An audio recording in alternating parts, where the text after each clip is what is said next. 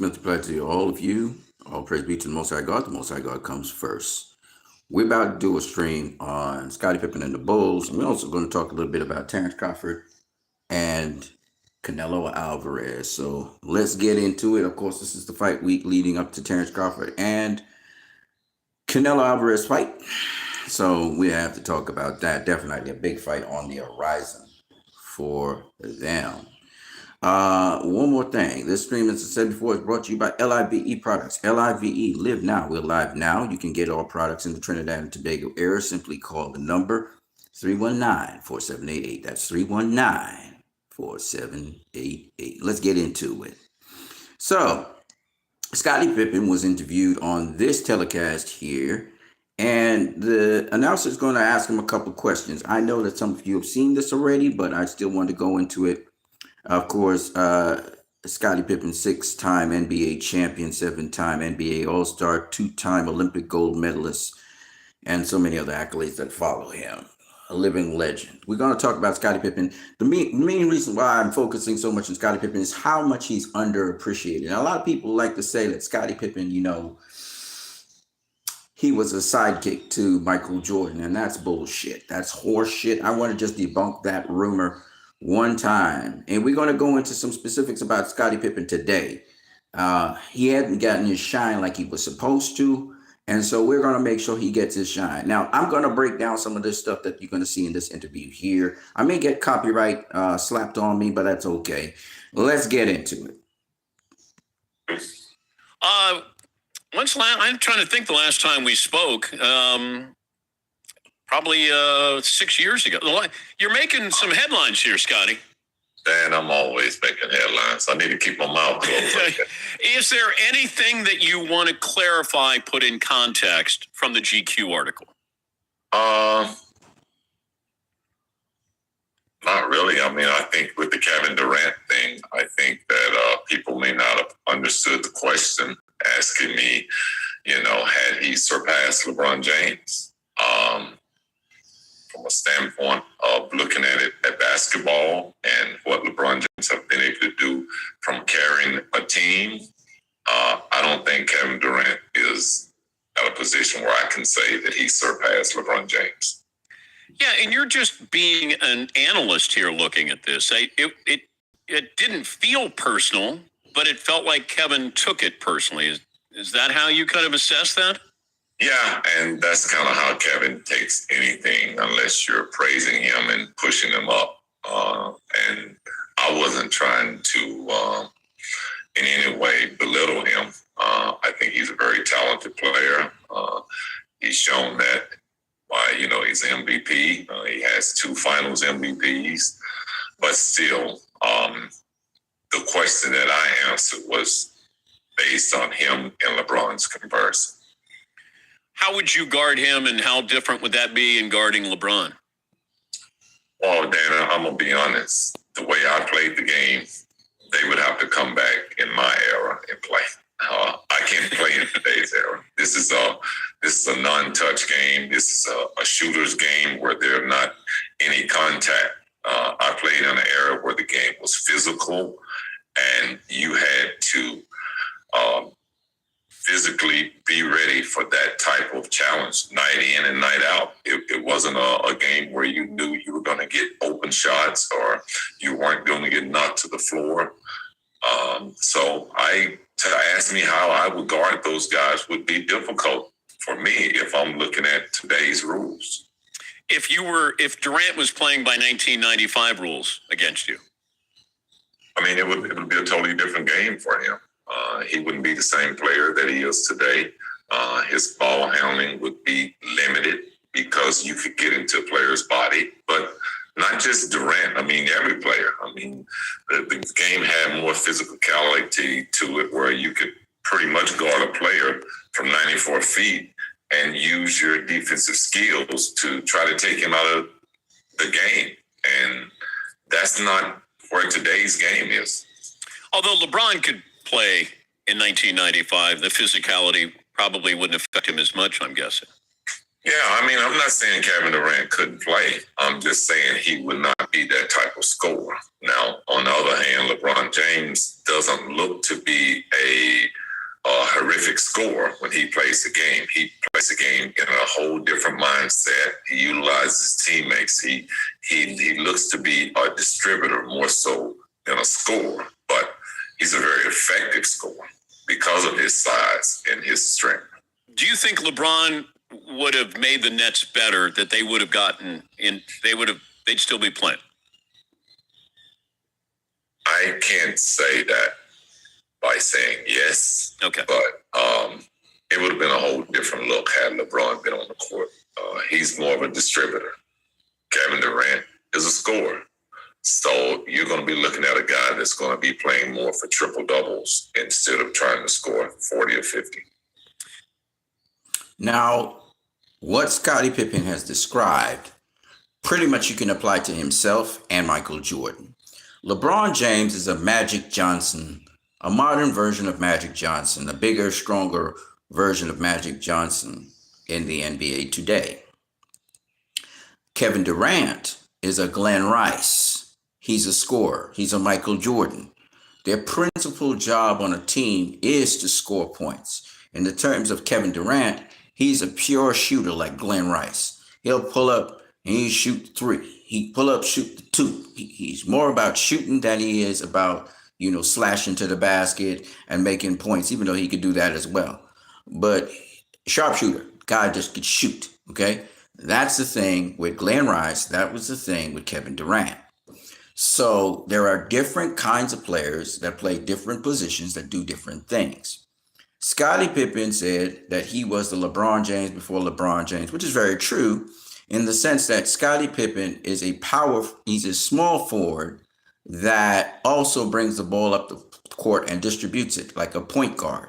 And he is sort of the inventor, or the guy that makes famous the role position of point forward. Because Scottie Pippen was the captain of the Bulls team, and a lot of people don't realize Scottie Pippen wasn't just a little sidekick of Michael Jordan. No. And that's why I keep on explaining to people he was an equal with Jordan on the team. We're not talking about franchise positioning, how the world viewed him. We're talking about on the team. Okay? Scottie Pippen and Michael Jordan used to talk as colleagues. They would work out strategies. They would work out plans, that kind of thing. He was one of the team captains. Now, literally, when the game is being played, Scottie Pippen and Michael Jordan were the guys who consulted with Phil Jackson to devise the game plan for different teams. Phil Jackson would first inform Scottie Pippen and Michael Jordan, just like how Phil Jackson would speak with Kobe Bryant and Shaquille O'Neal. These were the leaders of the LA Lakers. So Scottie Pippen and Michael Jordan were the leaders, co-leaders. They respected each other mutually of the Bulls. The difference between Scottie Pippen and Michael Jordan was the franchise guy. He was the guy with the big contracts. He was the guy that you saw on the ads. Everything was Michael Jordan, Michael Jordan, Michael Jordan, Michael Jordan. He was more popular. And then when the announcers were announcing the game, they had a bias towards Michael Jordan. So anything Michael Jordan did, oh, Michael Jordan! Whoa, look at the pass by Michael Jordan. Oh, look how he blocked the shot by Michael Jordan. Any other member of the team, it was like, oh, okay, look at mistake there. Oh, good play by Scottie Pippen. That kind of thing. So you had to understand the attitude and the rhetoric to Michael Jordan, okay?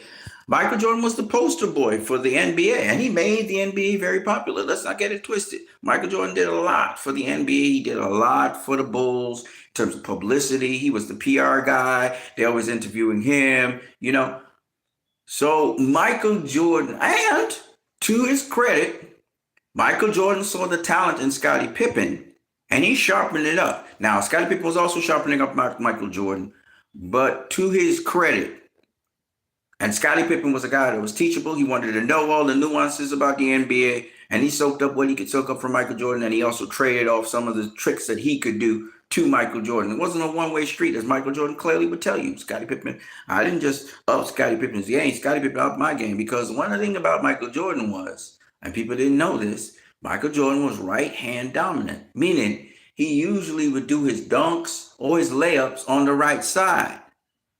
He would also shoot the ball with the right hand. Scottie Pippen was ambidextrous.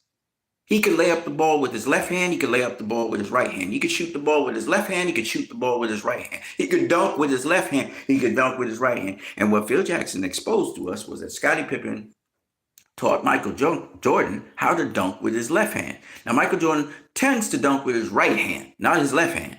Scottie Pippen showed him how to lay up on any side of the court because Jordan was having problems with his footsteps to get to go up in the air and dunk with the left hand. Scottie Pippen came from university being able to do these things. You see, Scottie Pippen, a lot of people don't know these stuff because you see, Scottie Pippen was an unknown. That people say, I even heard Bill Cartwright say Scottie Pippen, he added the 3-point game to his game. Scottie Pippen couldn't shoot when he came into the NBA. That's bullshit. Scottie Pippen used to play point guard in high school. Then he moved on to university. He didn't get a scholarship. He was like the management of the team and stuff. He came from humble beginnings. Then he made it to the team, got a scholarship, and he was 6'1". So he was a point guard. So guess what point guards do? When they ain't passing the ball, they shoot threes. Scottie Pippen always had in his game the 3-point ball. So Scottie Pippen could shoot threes. He got a growth spurt.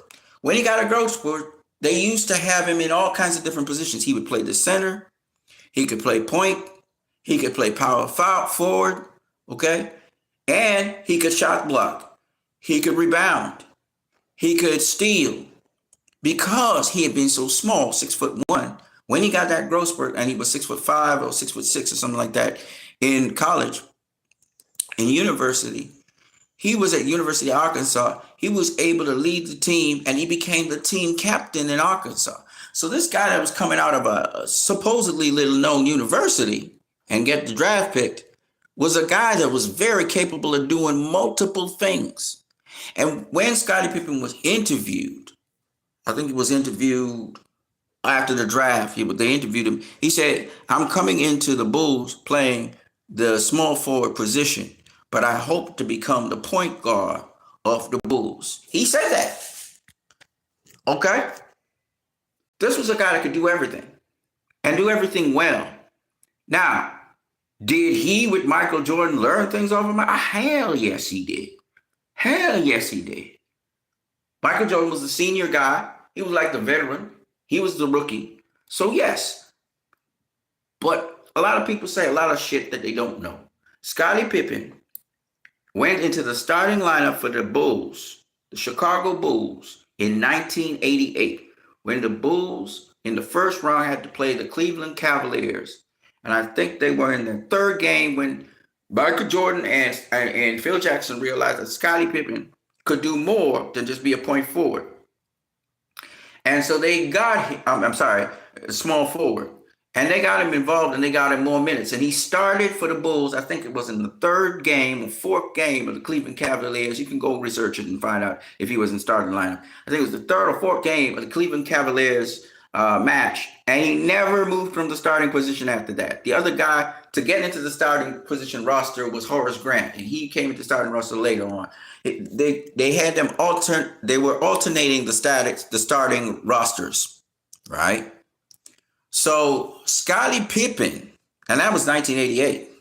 Sometimes he'd be starting, sometimes he won't be. But he got more minutes because Scottie Pippen was putting up already 19 points a game, 14, 15 points a game, just being a starter and playing for more minutes. Why I say this is because a lot of people think that Michael Jordan, everything that Scottie Pippen learned, he learned off of Michael Jordan, and Michael Jordan was this guy, and Scottie Pippen was just following him, and Michael Jordan developed Scottie Pippen. I'm going to tell you all this. Scottie Pippen brought a unique set of skills to the game, and not only that, he brought an attitude, a team-building attitude to the game. His son right now, Scottie Pippen Jr., is doing wonders with the Grizzlies. And why? And they got them into the playoffs and all of that. Why? Because Scottie Pippen's son, like Scottie Pippen, has the same kind of mentality to the game.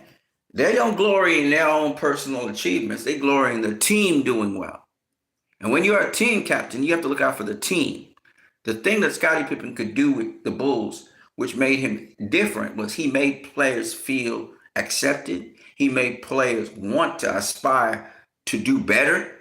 And the other thing about Scottie Pippen, to show he was like Magic Johnson, the spirit of Magic Johnson was on Scottie Pippen. And he, by the way, Magic Johnson was one of the players in basketball he really idolized, by the way. And for Scottie Pippen to defend against Magic Johnson was the ultimate compliment, because Scottie Pippen idolized Michael Johnson, and he knew how to play Michael Johnson because he knew Michael Johnson's game. Magic Johnson, sorry, not Michael, Magic Johnson. Anyways, all of this I digress to say, any one of you motherfuckers out there who want to talk about Michael Jordan, you better mention Scottie Pippen with him, because I think he's up there on the Mount Rushmore with Michael Jordan. You cannot put Michael Jordan on the Mount Rushmore and not include Scottie Pippen. I'm going to say it again. You cannot include Michael Jordan on the Mount Rushmore. They're a twin. They're a twin, inseparable. You mention Michael Jordan, you must mention Scottie Pippen. It's time justice is served. Okay? All right? Because in that era, Michael Jordan and Scottie Pippen took the Bulls to 6 championships. Why is it Scottie Pippen had to prove himself? Why is he a sidekick when he's as effective as Michael Jordan? In fact, sometimes more effective than Michael Jordan some nights. Other nights, Michael Jordan was more effective than him. They were working in tandem. I don't think Michael Jordan's greater than Scottie Pippen. I don't think Scottie Pippen's greater than Michael Jordan. That's a perception developed by the media so that Michael Jordan would be the face of the NBA, and also that Michael Jordan would sell shoes and sell other products that other product lines needed. And Michael knows this. Michael knows this. That's why Michael needs to stand up for Scottie Pippen for once in his fucking life and emphasize it. Listen, man, y'all give me all this praise and accolades, but I'm going to say this one time. I might say it many times so y'all understand Scottie Pippen's up there with me. That motherfucker was bad. He needs to let people know this because they listen to him. Even though he said it multiple times, they need to hear it again. Because the achievements that Scottie Pippen had in his career with teams, Michael Jordan never had it without Scottie Pippen. Scottie Pippen has gone to the Eastern Conference Finals a number of times, of course, against the great LA Lakers, right? With the Portland Trailblazers. Okay? Scottie Pippen has done something. And don't tell me about the other teammates. There are so many great teams in the NBA during that time. But the Bulls kept on winning. We had great combinations. We had Akeem Olajuwon, Drexler, Barkley. They were all on the same team. Robert Ory. And they could not beat the Seattle Supersonics to come to the finals to face the Bulls. So don't tell me about, it was great team players and role players. And I don't give a fuck about that shit. That don't win championships. So anyway, and don't get you to the Eastern Conference Finals either. And Scottie Pippen got further than Michael Jordan ever did without him. The best Michael Jordan could do was get to the first round of the playoffs and get swept. That's the best he has ever done in his career. He couldn't do nothing with the Wizards. And don't tell me that Michael Jordan was a franchise player, because that franchise had everybody disappear and a completely new team except for Scottie Pippen and Michael Jordan. So y'all going around saying, Scottie Pippen need to prove that he could do something without Michael Jordan. And y'all never say, well, Michael Jordan need to prove he can do something without Scottie Pippen. Y'all never say that. Well, he was the franchise player. My ass. If you're a franchise player and if you're a great player, you should be able to do it without the other guy. You can't put that standard on Scottie Pippen, and don't put that standard on Michael Jordan. That's why I said they were a great duo, and they were equals. There was no big brother, little brother no more. After 1991, there was no big brother, little brother no more. There was no big brother, little brother. In 1990, when Scottie Pippen had that headache in Game 7, his father just died, of course, but he came and he played. They lost because Scottie Pippen got that headache. That's the truth. Now, I don't blame Scottie Pippen for it. But the point is, without Scottie Pippen, Bulls don't win shit. I don't care who's on the team. Could be Dennis Rodman on the team. Tony Kukoc could be on the team. They ain't winning shit without Scottie Pippen. And y'all know this. Y'all know what Scottie Pippen brought to that team. No other team member could fill that gap. Michael Jordan knows that. Anyways, I said plenty. So let's go run the video. Let's keep it going. I'll say that. Help me understand the GQ article where you talked about the 1994 playoff game when you refused to go back in the game and Phil set up the play for Tony Kukoc. Well, I mean, there's not much to be said if you go back and look at when Scottie Pippen entered the Bulls and when Tony Kukoc entered the Bulls and who deserved the last shot of the game. No, I understand that, Scotty. I'm just going by what you said. You said you need to read between the fine lines. And then you go on to say it was a racial move to give him, Tony Kukoc, a ride. So, I mean, if you knew that Scottie Pippen had been with the Bulls from 87, battled through the Pistons and every other team that we had to get to those 3 championships, wouldn't you give Scottie Pippen one opportunity to get a last-second shot without Michael Jordan? Like, 1 year without Michael Jordan. Can I get one shot? Like, I'm doing all the dirty work. But all of that I understand from the basketball standpoint. But when you say a racial move... Well, why would Tony, who was a rookie, get the last-second shot and you put me out of bounds? That's what I mean, racial. Like, that was Scottie Pippen's team. But Scottie Phil Pippen was on pace to be an MVP that year, right? Yeah. Okay. Well, why would you put him in a position not to be successful? Why wouldn't you put him in a position? So I've listened to people try to counter this. And they say it was Scottie Pippen. He threw up a ball. It hit the rim, bounced off the backboard. And I think somebody tipped it in. I think it was Rodman or Harper had tipped it in. And so Phil Jackson felt he would go with the hot hands, which was Tony Kukoc. I've listened to that logic, and I say Michael Jordan bricked a lot of shots. But when Michael Jordan asked for the ball on crunch time, he got the fucking ball because he was one of the leaders. He was the primary leader of the Bulls.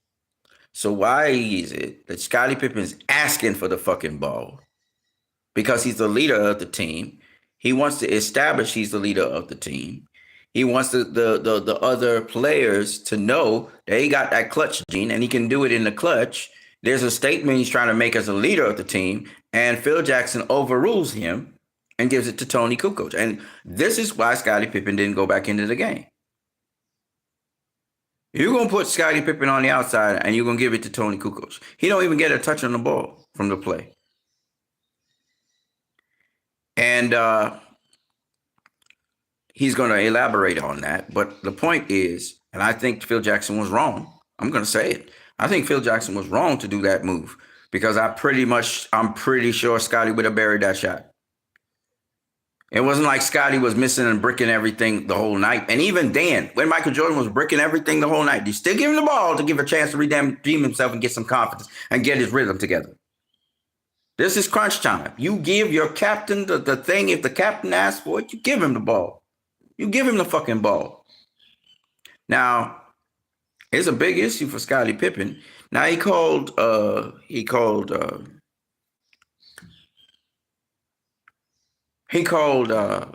Phil Jackson a racist. Yes, Tony Kukoc was a white guy from Europe. Yes, Phil Jackson favored him. But at the end of the day, that statement in and of itself is not supporting that he's a racist. However, Scottie Pippen had more to say on this. So let's go. To succeed. Michael Jordan is not there. So who's next in line for you? But if you talk to Phil about this, because by saying a racial move, then you're calling Phil a racist. I don't got a problem with that. Do you think Phil was or is? Oh, yeah. I mean, do you remember Phil Jackson left the Lakers, wrote a book on Kobe Bryant, and then came back and coached him? I mean, who would do that? You name someone in professional sports that would do that, you know? I think he tried to expose Kobe in a way that he shouldn't have. You're the head coach, and you're the guy that sits in the locker room and tells the players, this is a circle, and everything stays within the circle because that's what team is about. But you as the head coach, open it up, and now you go out and you try to belittle, at that time, probably one of the greatest players in the game. Well, it feels like he's disloyal. I don't know if that makes him a racist. Well, that's your... So there's evidence that Phil said racist things about players and how they dress, and in reference to Allen Iverson at the time, and several other things that let us know, yeah, okay, Phil has some racism in him. But I don't think that Phil is, I mean, Scottie Pippen would know Phil better than I do, so, you know, and he's going to say that to the commentator. But the most important thing I want to say is that Phil was effective in whatever he did. You can't deny him that. So I don't really know Phil Jackson like that. So if Scottie Pippen says that about Phil Jackson, he must have good reasons besides the ones he's given. You know, and there are plenty statements Phil has made about players in the NBA and rap music and all of that, where Phil's kind of speaking on the black culture, but he's dog whistling. Let's just put it that way. So yeah, Phil's probably racist in some respects, but does that mean Scottie Pippen wouldn't play with Phil? Fuck no. Okay. How Phil sees the world, or how Phil sees certain things may be racist, you know, and maybe Phil needs to reevaluate himself on that. But with respect to Phil denying Scottie Pippen that final shot, I think he did the Bulls and Scottie Pippen a big disservice, because Scottie Pippen was the guy leading the team. If he asked for the fucking ball, give the man the fucking ball. I know Michael Jordan used to ask for the ball too, and sometimes Phil would say, no, you need to pass the ball to Steve Kerr or to John Paxson or to whoever. I know. But in this case, this was not going to affect the Bulls adversely. Yes, it was about winning the game or losing the game, and it was a very important moment. And I think Scottie Pippen was denied that opportunity to show again, hey man, this guy can lead the Bulls. That was the point. That was the point. And whether he missed the shot or not, he wanted to go out as a leader of the Bulls. And instead a rookie gets the shot. What are you really saying to the man? Yeah, you're not really the leader of the Bulls, man. What are you really saying to him? It really was very insulting. And I understand why Scottie Pippen sat out. And yes, of course, you're playing with a team. You shouldn't have done that. That was wrong. But nonetheless, I understand it. Let's keep it moving. Yeah. Way of putting it out. And I have my way. I was in the locker room with him. I was in practices with him. You're looking for him afar. Yeah, and look, that's why I wanted to have you on. But I go back, and Phil designed to play for Steve Kerr, and Mike was there. And Mike didn't have a problem with that, did he? I don't understand. You're not setting me up to answer the right question. What do you mean Phil set up a play for Steve Kerr? He didn't set that play for Steve Kerr. He set that play for Michael Jordan. I thought in the huddle, Mike says, I'm going to throw you the ball. You'll be open at the foul line. And Phil had nothing to do with that? And you don't want to get this show started because it'll take us a long time.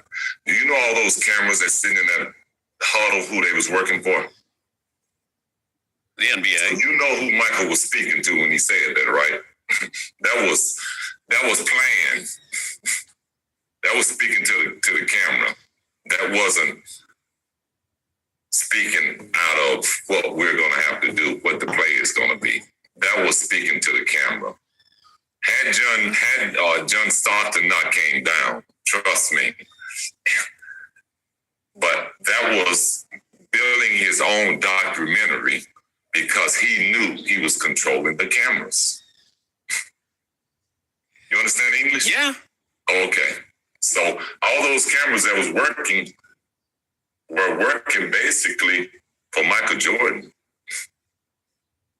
not for the Chicago Bulls. But they were building the Come Fly With Me, the Air Jordan videos. That's what it was.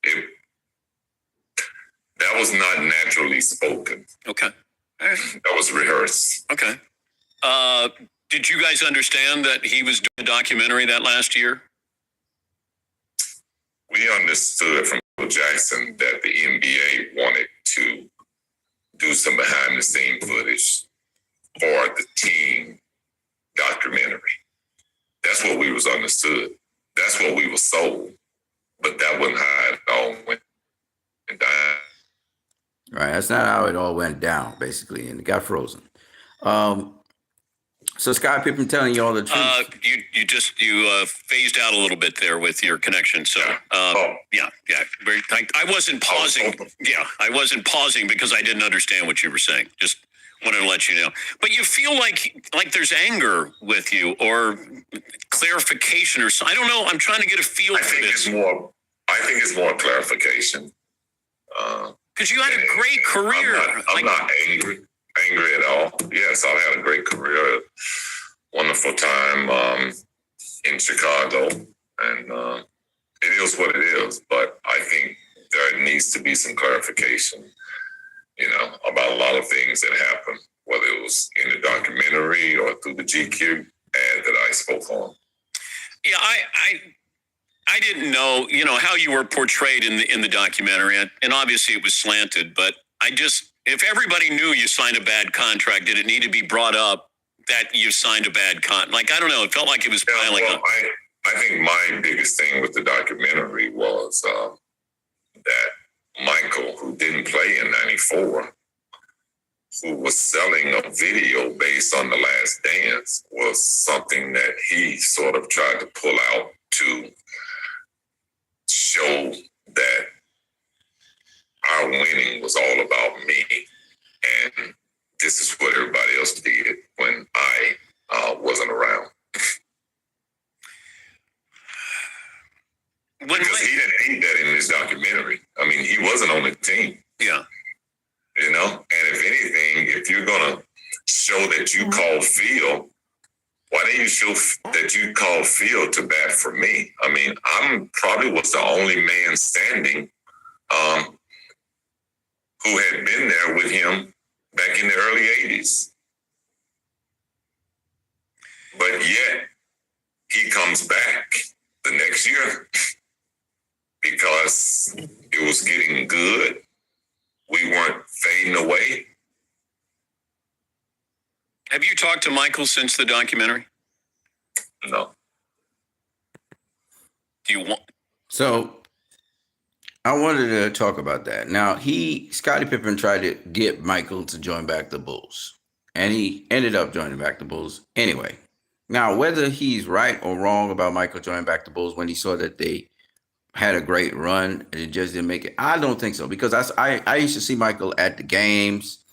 He was very interested in how the Bulls were doing, So I don't believe that Michael came back because the going looked like it was good. I think Scottie Pippen called him back. That's the truth.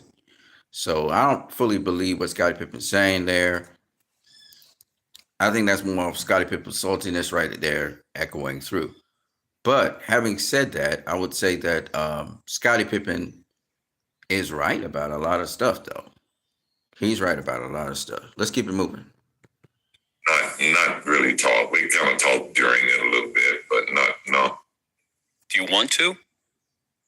No, I mean, I think we've moved on in our life. There's nothing to be holding on to that went on 20 plus years ago. What did you think? And there's nothing for us to talk about that. I mean, we could talk about our life and our families and our golf game or something, but we ain't got to go back and clarify nothing that happened in the 90s. What did you think when he said he was going to go play baseball? I didn't really think about it. I was really focused on my own craft at that time, but I thought it was a big decision, though. Yeah, it was a big decision, but it's a selfish decision, but it was kind of who Michael Jordan was, and was a guy that kind of believed that he can do anything. Okay, now he said it was a selfish decision. I wouldn't be so detached. I understand he still should have played for the Bulls, but his father just died. And just like how Scotty's father just died, he had a headache in the game. Yes, he still played basketball, but he wasn't in the game 7 that much.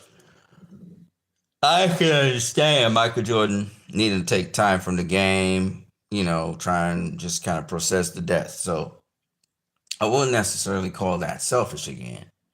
So again, I don't think Scotty's empathizing with Michael Jordan at that present point in time. Your father died, right? And even though they brought up your headache in the last dance, uh, I don't think we could hold anything against Scottie Pippen in 1990 because he had a headache. He tried to play through it, right? And yes, Michael Jordan left basketball for a good period of time. And Pippen held it down with the Bulls. Didn't expect it was kind of sudden, but kind of expected because again, when people die, the way how Michael Jordan's father died, particularly, uh, you want to get away from the sport and reevaluate things. Right? There's some things more important than basketball. So I wouldn't like Scotty here is just taking a jab at Michael because Michael took a jab at him in the last dance. So I feel that's more retaliatory than anything else. On his own. The relationship was just we're teammates and that was about it? I mean, yeah, pretty much. I mean, we were excellent teammates. I mean, I think we try to make more out of it sometimes than what it really was. But, we were great court teammates who had a very good understanding of each other and what it took to win. Talking to Scottie Pippen, he has a new bourbon out, Digits. That's been in the works for a while. How did you come up with this idea? See, I've been a boozer for quite a while. I think winning here in Chicago and spending a lot of cold winters here. So I used to be a bit of a Crown Royal drinker. And during the pandemic, when me and my business partner just kind of sitting around talking, and he said, "Hey, you should create your own bourbon." And he said, "I got an idea." And he had been in the wine business for quite some time. So he had a little bit of confidence that he could, get through the doors and into Savage and Cook, which is Dave Finney's company. What's next? Well, there's a few things. I got my Husk popcorn, which is a superfood, and it's something that we're looking forward to launching here in the next couple of weeks. What's in this book that's coming out in the fall? Just pretty much more about my career, growing up in a small town, Hamburg, Arkansas, and, advancing on to Central Arkansas, just kind of, my life and what channels and all that I went through trying to get into the NBA and, what it was like playing with Michael and Phil and playing for the Bulls organization. I gotta believe there's going to be something in here that's going to get you in trouble, Scotty. I'm like, right? There's got to be something that's coming out in this book, right? Dan, I don't get in trouble. I try to keep everything. Trouble may find you, Scotty. I don't know. It's just every time I open my mouth, somehow it seems to try to drive me down a trouble path. But I'm really not trying to mislead anybody or. Did you ever play Jordan one-on-one in practice? No. How would that have gone? It would have been interesting. He had his moments where he was at a high, and I had my moments in my career where I was at a high. So it would have been an interesting matchup. But in my era, I never really believed in one-on-one. And that's kind of where the game has evolved into today. By the way, on that draft night, when you and Olden and Polynice were traded for one another? Yes. I'm sitting right there, and you guys had hats on. So you have your Seattle Supersonics hat on, and then all of a sudden you hear and a trade to announce. The Bulls and Supersonics are swapping first-round picks. So you and Olden and Polynice changed hats right there in front of us. It was wild to see that. You ever wonder what your career would have been like if you weren't traded? I mean, I would have had some pretty good teammates, especially if we would have still landed Sean Kemp, Gary Payton. It is a team that we played in the finals, so that sort of fit. That would have been a pretty good team to join. That would have been fun to go against Mike with that Seattle team. That would have been a lot of fun. Yeah. I don't know if he would have made it that far. If you know what I mean. Well,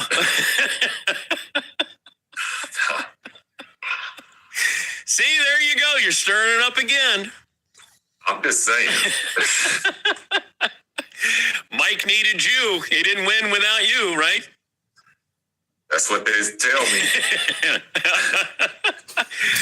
Well, good luck with the bourbon. It's called Digits, and the popcorn snack called Husk, and then the book. I'll probably be talking to you in the fall because I'm sure there's something in this book unguarded, Scotty. But I appreciate it, Dan. Thank you. Hey, thanks for joining us, and I appreciate giving me the opportunity to ask you to put this in context. And you're certainly not afraid. That's for sure.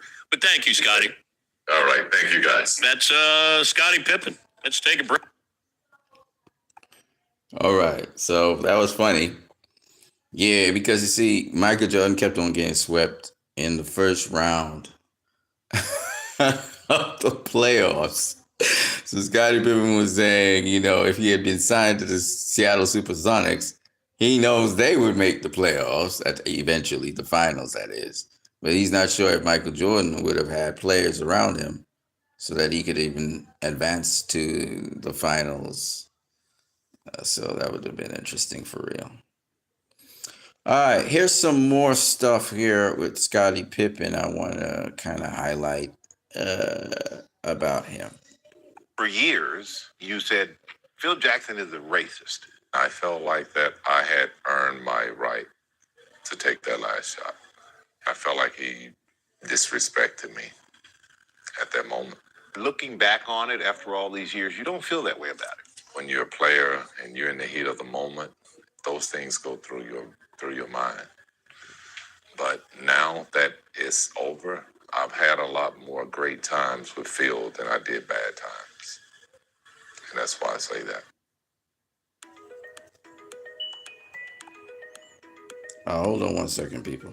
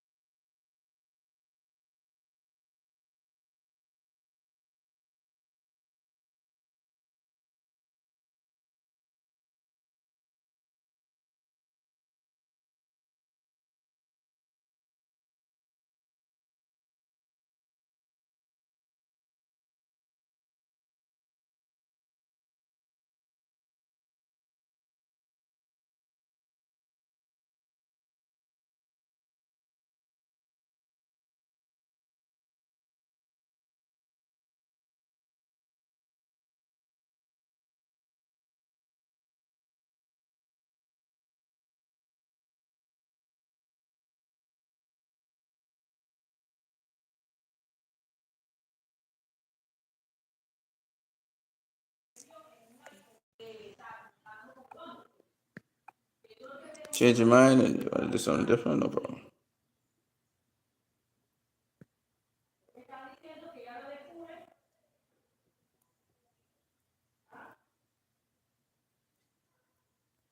Smart.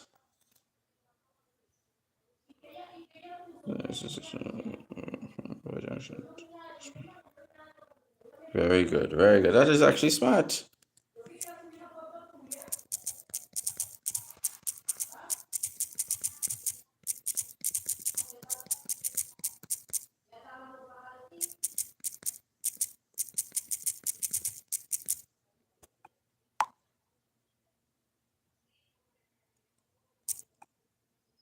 Okay, something tells me I'm still going. Yes, you're still going. Oh, shit. So this stream is including all of this. Yep. Okay. So this stream has involved all of this. I'm thinking, oh yeah, we ended something. No, we didn't end anything. I didn't pause anything. Ha ha! So all of this is on the stream. Well, all right then. Okay, anyways, back to what we were saying. So here's Phil Jackson talking about Scottie Pippen.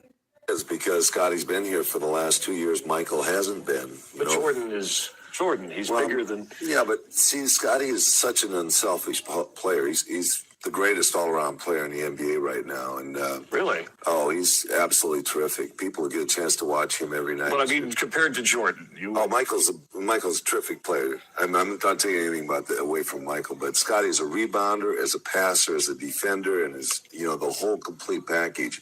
And the great energy that he can have on the court does a lot of things out there in the basketball court that is terrific. And he can lead a team very well. And he can get 10, 12 points and 10 assists and 10 rebounds and really be the determining factor. Now, Michael, no one can score like Michael. Right. And scoring is a wonderful thing to do. But it's not the end-all, end-all. It takes a lot of guys, and that combination of Pippen and Jordan's the amazing. Notice he says the combination of Pippen and Jordan. Listen to this one. I've been dunked on 3 times in my life, 2 of them by MJ.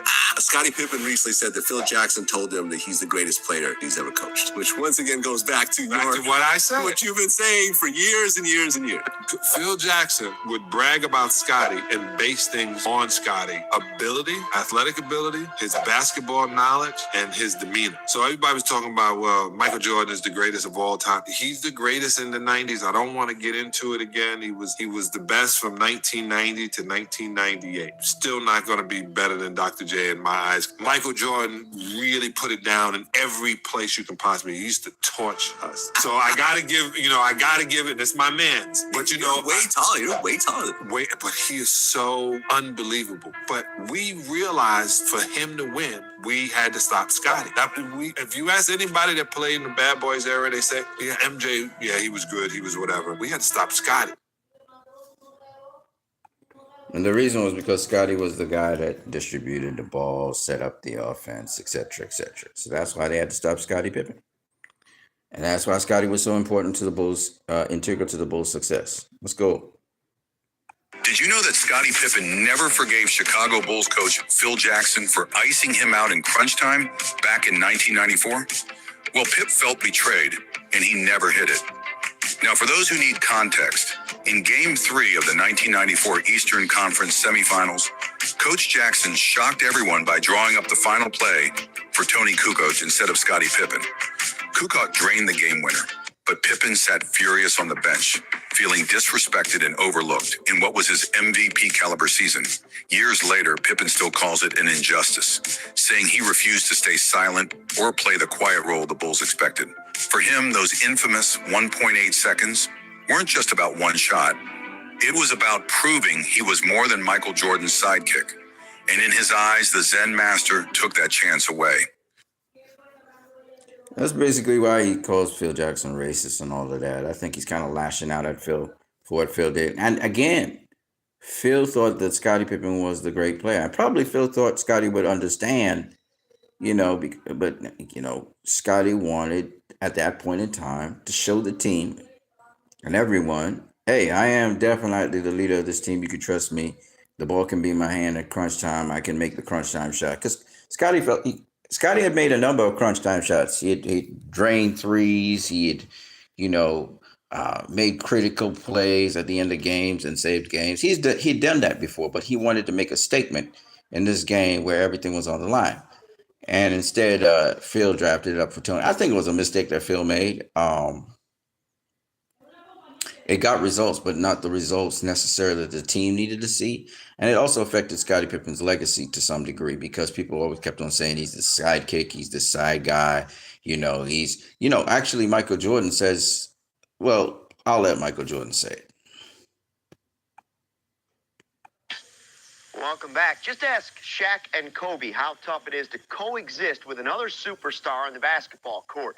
Somehow, Scottie Pippen found a way to play with the greatest of all time and not let jealousy be a factor. Without number 33, there might not have been 6 championships, and even Michael knows it. It's like asking Batman what Robin meant to him. He was a good sidekick. Obviously Scottie was a great leader. People didn't see that because I was on the floor at the same time, and I was here prior to him, but he was a great leader for me. If something happened to me, I knew he could step in and support. Okay, so the Batman and Robin shit came from Michael Jordan's mouth, and he called him a sidekick. But the truth is, this was not no fucking sidekick. Scottie Pippen wasn't a sidekick. And I hate when people say that. I know it came from Michael Jordan's mouth, but like some people say, it's more like Superman and Batman, where, Michael Jordan's like Superman and Scottie Pippen's like Batman. He's a strategist. He ain't got no superpowers, but he could go toe to toe with Superman, given he has an equalizer somewhere. That was Scottie Pippen. Scottie Pippen was like Batman. He doing all the dirty work and all that stuff. And Jordan was like Superman. And I'm not saying that Michael Jordan wasn't the greatest player on the team, in that Michael Jordan could also do almost anything you asked him to do, right? He did it in different ways to Scottie Pippen, but those two were a duo, and that's what made the Bulls terrible. They were called the Dobermans. And why I said they sell Scottie Pippen short to this day, and people are now respecting Scottie's game, is that they complemented each other so well. If Michael Jordan was having a difficulty defending a certain player, Scottie Pippen would come in and get the job done. If Scottie Pippen was having difficulty defending a certain player, Michael Jordan would step in and they would get the job done. If Michael Jordan was having an off night, Scottie Pippen would step in and fill that void, or get players to fill that void. If Scottie Pippen was having a rough night, Michael Jordan would step up his game, score more points, try to get more teammates involved. They really complemented each other. Michael Jordan had more, I think, flair to him. Like when he dunked a ball, he would dunk it with more, flair, because he was shorter than Scottie Pippen. Scottie Pippen was longer. He didn't have to do all of that to get to the rim or to get to the basket. Scottie Pippen was more smooth. Michael Jordan gave you all the passion and everything. Scottie Pippen was like a smooth customer, very smooth with everything, and his personality was smooth. He was kind of laid back kind of personality, right? Scottie Pippen, I thought, dunked harder than Michael Jordan, but Michael Jordan dunked with more gusto, more vigor, more spring. He looked like he was jumping off a trampoline, Scottie Pippen looked like he was gliding through the air. Michael Jordan looked like he was boing, and he just leaped like a bunny way over everybody's head, They both in tandem just looked terrific, And they played against each other. When Michael Jordan was in the Washington Wizards, Scottie Pippen was in the Portland Trail Blazers. The Blazers beat the Washington Wizards. They both put up about the same numbers, the same figures. So Scottie Pippen was like Michael Jordan's mirror image, sort of like. And because they trained together, because they worked together, every move that Michael Jordan did, Scottie Pippen could do. And every move that Scottie Pippen could do, Michael Jordan could do. Now, they didn't play exactly the same, and they didn't even do their layups and their dunks the same. For instance, Scottie Pippen was known for the Statue of Liberty dunk. Michael Jordan would take a ball and crank it back and dunk it down. Scottie Pippen was more a guy who could probably do the same thing, but he preferred to go up with the ball high up in the air and just gliding through the air and then slam it down, and you slam it hard. Scottie Pippen's known for the famous nastiest dunk of all time, dunking on Patrick Ewing, knocking him down, walking over him. pushing him down and not walking over him. You know, Michael Jordan had a pretty dunk where, you know, he beat Charles Oakley, came back, beat Starks, jump up in the air and dunk over Patrick Ewing. You know what I'm saying? They both did it. Scotty's was nastier because he knocked down Patrick Ewing, whereas Jordan didn't knock down Patrick Ewing. But, you know, let me tell you something. Scottie Pippen was a player who could play with almost any dominant player in the league and get them victories because Scottie Pippen was Shaq. You know, Shaq was having a hard game. Scottie Pippen passed the ball to Shaq. Shaq dunked over Stoudemire, knocked Stoudemire down. You know what I'm saying? Scottie Pippen was a guy who could do it all. He could outscore anyone. He could shut down anyone. Michael Jordan was a guy, once he put his mind to it, he could shut down anyone. He could outscore anyone, right? Michael Jordan was primarily a scorer for the Bulls. Scottie Pippen wasn't a scorer. He was a facilitator first. He's supposed to get everybody into the game. And then he thinks about himself. There were games where Scottie Pippen didn't even score a single point. But everybody got the ball. If you were a team player that liked to score, you love Scottie Pippen because you know you're going to get that rock. Right? And that's the thing about Scottie Pippen. That's what made him an asset to any team. Scottie Pippen led the Portland Trail Blazers in the Western Conference Finals against the LA Lakers. They were up in the 7th game against LA, 14 points up. And LA locked them down in the 4th quarter, and that's how they won the game. Right? They had some fierce battles with the LA Lakers. They lost most of them. But the point I'm making is that Scottie Pippen was no joke. You know, Scottie Pippen was a guy who made it possible for the Bulls to get rings. And anybody saying, oh, Scottie Pippen, Michael Jordan was the man, and Scottie Pippen should thank Michael Jordan for being there, and who's Scottie Pippen to talk about 6 rings? You'll be disrespecting Scottie Pippen. And you're disrespecting the Bulls. Because without Scottie Pippen on that team, there's no fucking 6 rings. None. Bulls ain't getting shit. Michael Jordan's still there trying to make it past the first round of the playoffs.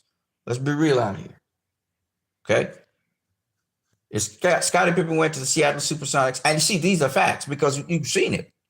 Jordan without Scottie Pippen makes it as far as the first round of the playoffs and they get swept. That's the furthest Michael Jordan's ever made it in his career. All that flam, all those points he's scoring, all that shit don't mean shit without Scottie Pippen. Now, Scottie Pippen, without Michael Jordan, we know he reached the Eastern Conference Finals without Michael Jordan. Okay, with the Portland Trail Blazers. They made it to the second round of the Western Conference Finals going up against LA. And LA knocked them out, the same Shaq and Kobe team. And the Blazers, they made it to the Western Conference Finals, okay, with Scottie Pippen, you know. So without Jordan, Scottie Pippen has made it that far. Jordan without Scottie hasn't made it that far. And that should tell you everything you need to know about Scottie Pippen's attitude to team and so much more.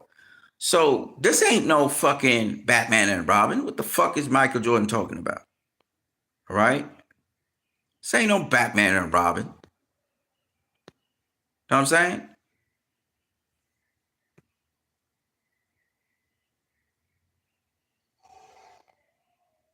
Let's keep it moving.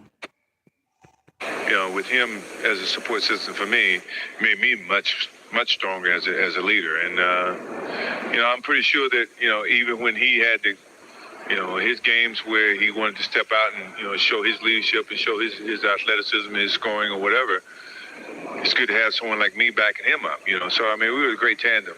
One special memory stand out? A lot of them. We had so many, you know. It's obviously, you can't just pick one, you know.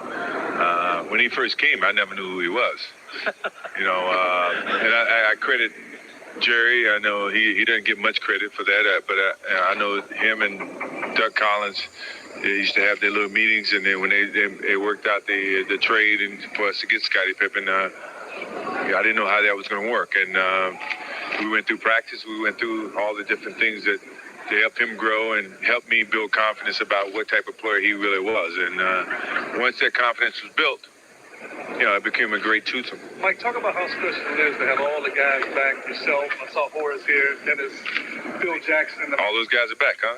I've seen them. Yeah. That tells you how much I know. I mean, I knew I came to pay my respects. I can care less who else was going to come, but it's good to see those guys come back. He's very deserving of it. He's definitely a Hall of Famer. His numbers should be hanging in the rafters, and to have those guys come back and pay that respect shows what type of player they consider him to be, as well as myself. And I'm very happy for Scotty. I mean, for so long, it's hard to finish second. And it's even harder to be. It's hard to be remembered as being second. But for him, and I guess it's a plus and minus. For him to follow in my footsteps and be on the same time frame as me, he never really got his just due because our careers parallel so much. But in all honesty, I say it again. I mean, there's no way I could have been successful without him. I probably would have put up a great effort, mind you, but he helped the whole success. But either way, you're always going to have the memories that you wish you can take that jersey down and go out and actually play. How do you make you better as a basketball player? He gave me the luxury to relax, know that I got a back. I got someone that's watching my back, even when the days that I didn't feel like I can put forth the numbers or, play the way I wanted to play. I knew someone could pick up my back or pick up the leadership role or offensively, defensively, either way you want to look at it. And, it's very, that's very comforting to know that you got someone who can really help you out and take that leadership role when you just don't feel it that night. In all honesty, my effort was to make sure it wasn't too many nights like that. But either way, I mean, he was a great tandem to have next to me. I don't think there are many players that we can count on our hands in this game that have started out as a 6'1", a student athlete that's not really a scholarship basketball player in a very, very small college that's come on to be the top 50 ball players in the NBA history. There aren't too many people that can say that in this world, and Scotty's so unique in that regard because mentally there's always that chance that maybe I'm not good enough to be here. Maybe it's not. I come from a background or a space that doesn't register this prime ability that I have, but he never, ever let that hold him back. And he came on to be just an absolutely terrific player to watch and to play with. I sort of look at myself as being a great player who played alongside the greatest player to ever play the game. I think it's very hard to put that in perspective when you're used to watching, I guess you could say, a pussycat follow a big tiger all the time. But, I think I've earned my stripes in this game. And, I've been able to go out and do what I felt like was the best that I could do by leading a team as a leader. I just want players to remember that, I was a great player and that I was a very fundamental player and I played hard and I gave it my all for all the 16 years that I really was able to put it on the court. Anything else after that, it was a given. Right. So he calls Michael Jordan also the greatest player of all time at that time. But as I said before, and as he has evolved to say, there is no greatest player of all time, really. As Michael Jordan even said, there's greatest teams of all time, but it's not greatest players of all time. But it's nice for people to recognize your achievements. And even there, Michael Jordan again acknowledged that he probably wouldn't have won the championships without Scottie Pippen. He also gave credit to Jerry Krause, whether it's begrudgingly or not, he admitted the fact that Jerry Krause was responsible for recruiting Scottie Pippen. And Scottie Pippen's story is also very inspiring, but we won't go into all of that. All right, so I think we covered mostly everything there. Maybe, maybe not. And you guys heard me have a phone call with one of my clients who wants to get some stuff. So yeah, Scottie Pippen, man. Scottie Pippen. Now we're gonna talk about Canelo Alvarez versus Terrence Crawford. Talk a little bit about that. Crawford versus Canelo is a heck of a fight. Um, and I've been listening to different people talk about Crawford and what he look like. Most recently, they put out a picture of him, and he don't have all them abs and stuff. At least that's what he's saying. And abs don't win fights. Okay, abs don't win you fights, man. Boxing knowledge, boxing skill, and conditioning win you fights. You know what I'm saying? So I'm not really, like I said, I haven't changed my mind. This is a fight where, just as how I thought Dimitri Bivol would beat Canelo, I think Terrence Crawford's going to beat Canelo. I think Canelo's problem is his footwork, which he never worked on, and his foot speed and his foot cardio. He never worked on those things. I think Terrence Crawford is going to exploit that, and that's how Terrence Crawford is going to win this fight, dominantly.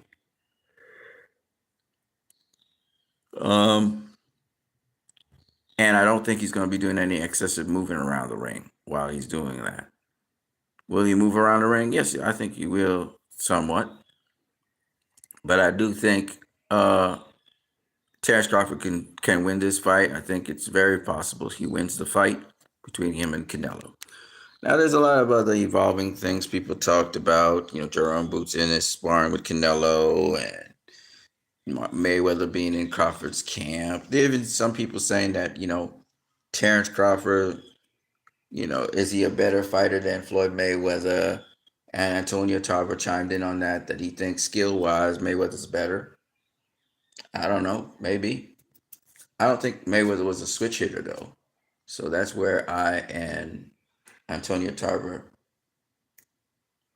may not fully see eye to eye on that. Crawford, skill-wise, in terms of variety of skills, in terms of home skills, I think Mayweather was sharper. But in terms of skill-wise, I think Terrence Crawford might have the edge on that one, because Crawford does a lot of things, and he can do it in either stance. So, Crawford versus Mayweather would have been an interesting fight, no doubt about that. But if you had to ask me who I'd favor, I would have favored Crawford over Mayweather. And Crawford's proven me wrong enough for me to realize there's something special about him. And there's an element that Terrence Crawford brings to the table, which y'all will see against Canelo. Because people are saying that, Terrence Crawford, he probably can't knock out Canelo. Canelo has a hell of a chin. Yeah, okay, you got a hell of a chin when you can see the shots coming and ride them and roll them. But Crawford throws some kind of weird looking shit, bro, that you don't watch yourself, you're going to get knocked out, or you're going to get dropped at least. Crawford throws some weird ass shots, man. And that's what kind of makes Terrence Crawford, his plasticity is what makes him different. So I can't go betting against Crawford. I'm not going to do that. I did it before. I'm not doing it anymore. I think Terrence Crawford wouldn't take this fight with Canelo if he didn't think he could win and beat Canelo. And there's plenty to do where you could beat Canelo, So we would have to see what kind of game plan Canelo would bring to the table against Terrence Crawford. But Terrence Crawford is a problem,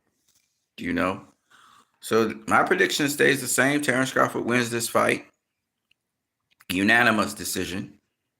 This fight is not going to be close, so that Crawford could get robbed. This is not necessarily going to be a hide and seek kind of game. That is to say, Canelo trying to chase down Crawford to find where he is. I don't think that's necessarily what's going to happen, but at the same time, I do think that Crawford is going to kind of do something like the Errol Spence fight, but a little bit different in stepping around Canelo, because Errol Spence was a southpaw, of course. Canelo's orthodox. So we're going to find out real fast, probably round 1 or round 2, what kind of fight we're going to have. And once Crawford can control the tempo and pace of the fight, it's going to be an interesting fight. We know Canelo's a good counterpuncher. But I don't know, man. We're gonna find out real soon what's up with what. People talking about, Crawford having that extra weight on him. Dude spar and do everything with that extra weight on him. The weight drop is usually a week or so. So I think Crawford's going to. We'll see what happens, man. We're gonna see. We're gonna see them on the scales and everything, and we'll know what the real scene is very soon. But that's what I wanted to say about Canelo versus Crawford. If y'all got some other comments and other things you want to say, let me see if y'all said anything. Oh, some people said something. Pippen, you holding XRP. What's up, bro? R. Jenkins, what's up? The greatest. Shout out to you. Demo Gaming, Grand Rising. Y'all was saying stuff, man. Y'all was saying stuff. I didn't even know that. Let me see here. Let me give some more shout outs to you guys. I can only see the comments for a brief moment, and then all of a sudden the comments will disappear on me. Hold on a second. Let's see what I can do here.